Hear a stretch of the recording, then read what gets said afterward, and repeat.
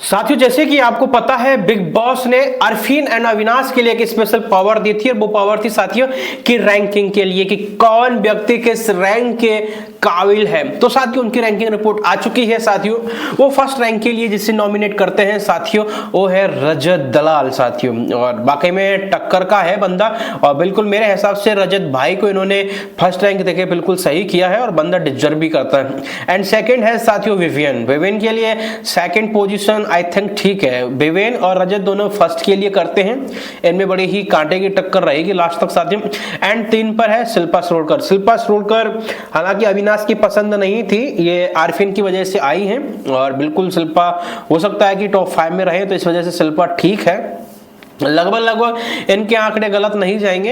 And 4th पर है सारा को इन्होंने 4th रैंकिंग दी है, लेकिन हो सकता है वो अविनाश इसलिए मान गया हो क्योंकि आरफीन की वाइफ की वजह से, और दूसरा ये कि सारा का एक्सपायरी डेट तो लगी हुई है, तो इसलिए चलो इसको 4th रैंक दे दी।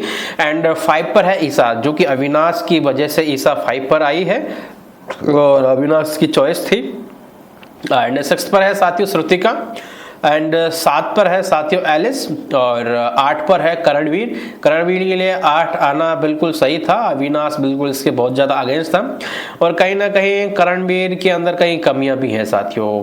आपको नहीं लगता कमियां हैं, और अगर क्या कमी है तो आप बिल्कुल जरूर बताएं। 9 पर है चाहत पांडे 9 पर इसलिए आई हैं क्योंकि अविनाश के साथ उन्होंने बहुत बुरा किया था, जैसे कि अविनाश के ऊपर उन्होंने पानी फेंका, फिर उसको चढ़ाना, टीज करना सारी चीज़ों को लेके, और वो बजाना बर्तन वगैरह, तो इस वजह से क्या अविनाश ज़्यादा चिढ़ जाता है, तो इस वजह से वो क्या नेशनल टीवी पे उनके लिए ऐसा बोलता है कि ये मेरे से प्यार करते हैं। हालांकि उसमें करैक्टर उछालने जैसा कोई बड़ी चीज़ तो थी नहीं साथियों।